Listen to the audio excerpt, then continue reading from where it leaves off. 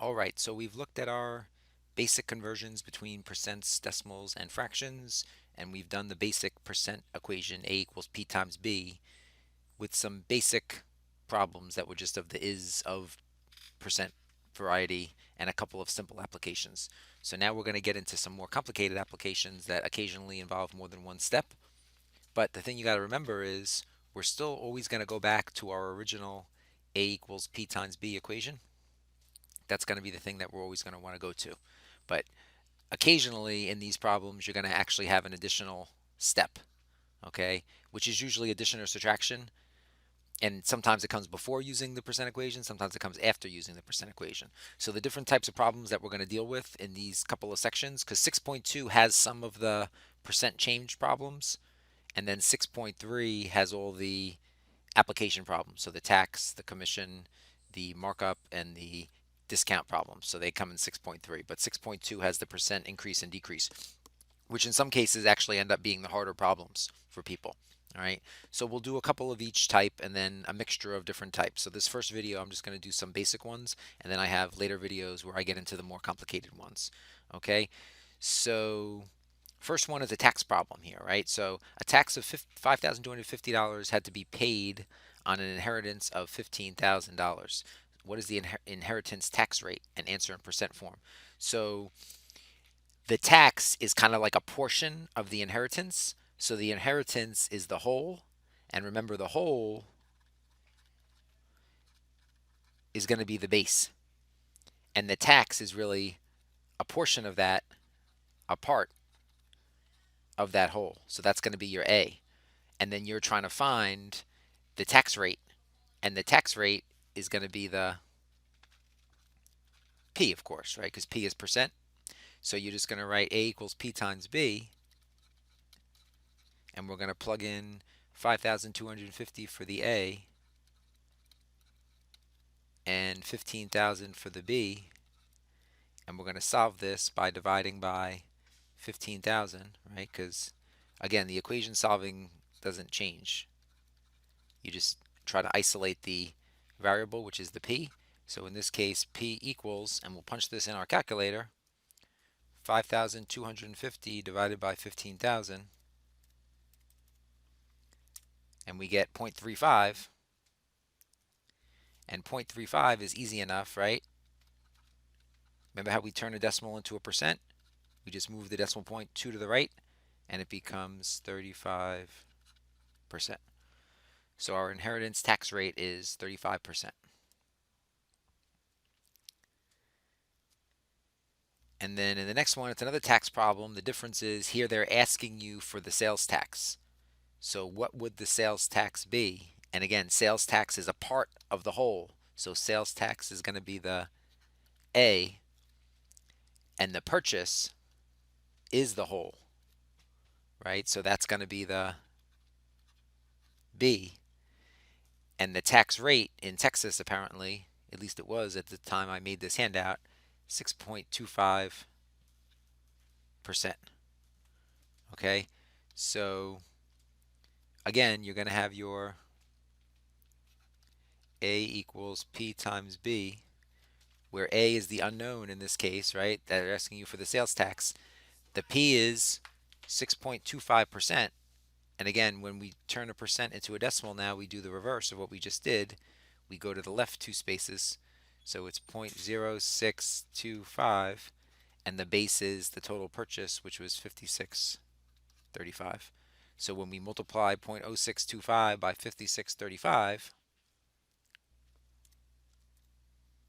we get, and again, now with a problem like this, that's money involved, you're going to have to round to the nearest cent, so it's two decimal places. So that 1 tells you to leave that 2 alone. So the tax is $3.52. So that would be your sales tax. But then if you look at the follow-up question is, what would the total price be? So the total price is actually going to end up being the amount plus the base in this case. So this is going to be your total price. So it's going to be the amount, which was 352, plus the base, which was 56.35. So we're going to end up with 59.87. Right? So the tax is 352, making the total price 59.87, right? In this case, we went up because tax gets added on to the price, right? Occasionally there'll be problems where you have to subtract, right? Because maybe it'll be like a discount or something like that, and then you'll have to subtract from the base. So in this case, it was addition. So we looked at a couple of tax problems. Now we have commission problem here. So the commission problem tells us that an insurance salesperson receives 4.1% commission. So that makes it easy. Anytime you see a percent, that's going to be your p-value in a problem, right? On each $120 premium paid by a client. So the client pays the premium. So that's the whole, right? That's the whole amount that the person pays. So that's the B. And the commission, right? The amount of the commission, that's the part of the premium that they paid. So that's going to be the A, right? Because you make a sale that's $120 and then you're getting a part of that sale, right? You're getting 4.1% of that sale, and that's your commission. So then the commission is going to be your part, right? Your A, and the premium, which is the whole, is your B.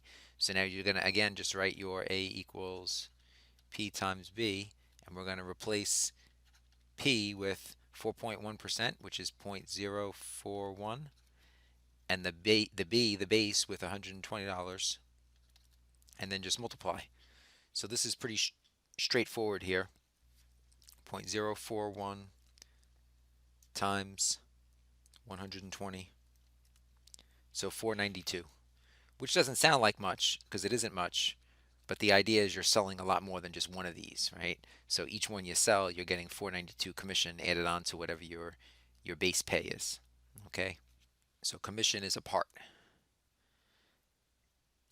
Now this is a very good example that people tend to mess up, right? When you have a percent change problem. So when you have a percent change problem, from is your base.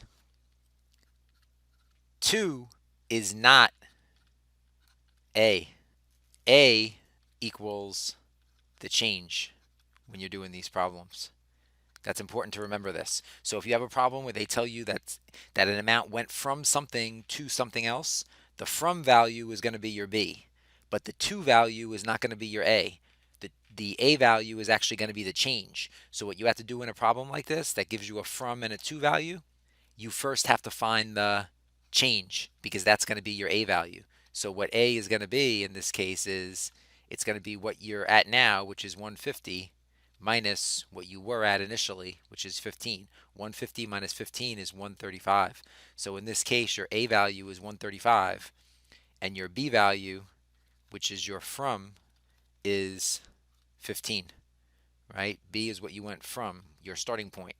So your A is 135 and your B is 15, and you have to find the percent increase, right? So you're going to, again, you're always going back to A equals P times B.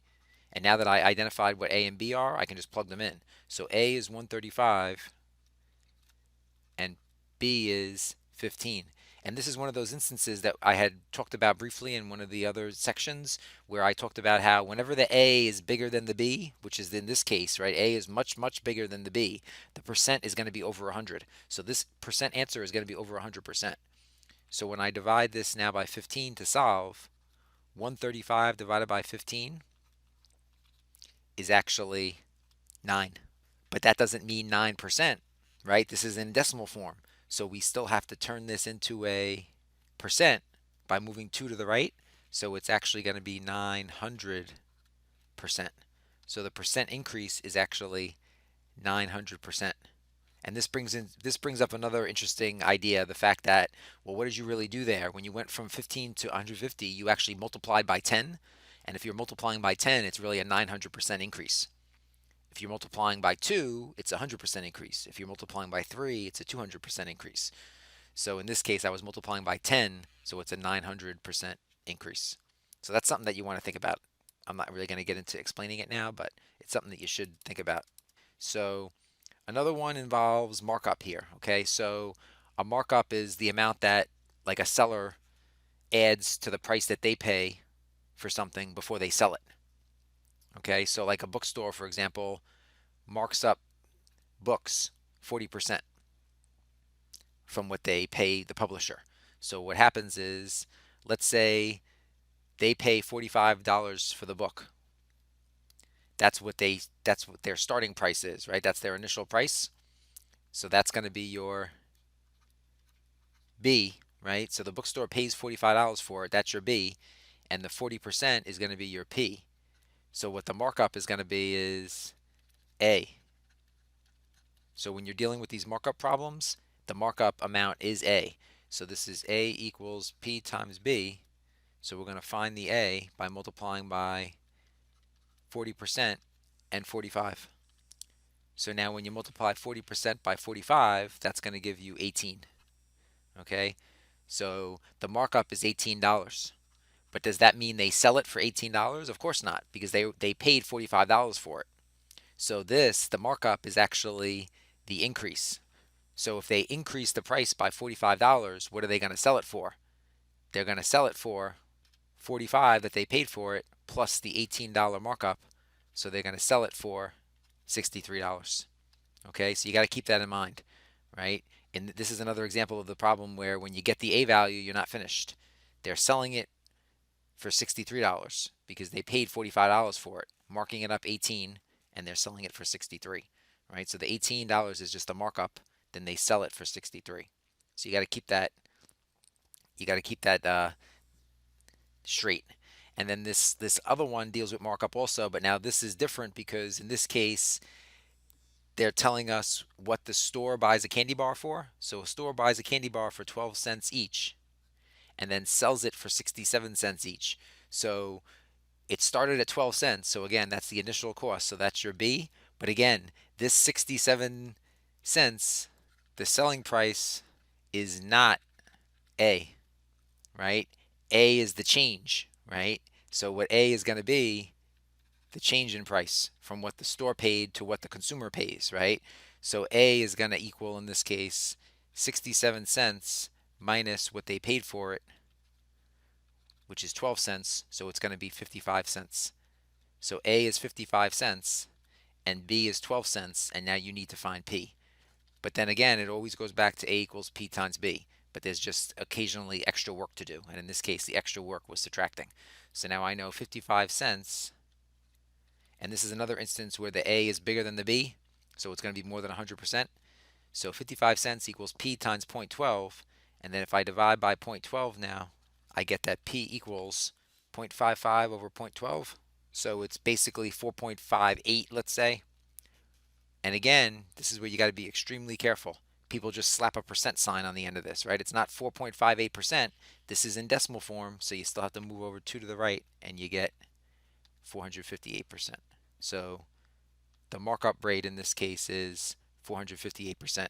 And the example I always use that has huge markups is like uh, soft drinks from fast food places. If you boil it down to like a per cup cost, they pay like a cent or a couple of cents for a soft drink, and then they sell it for at like minimum $1. So the markup is huge. It's a huge percentage markup. So candy bars is another example of a huge percent markup. So 458%.